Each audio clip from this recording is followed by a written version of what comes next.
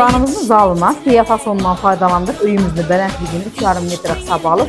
Öyümüz yenə də görkəm və gözəl olur. Tüllərimizə Deyənə gerek Savcı deyən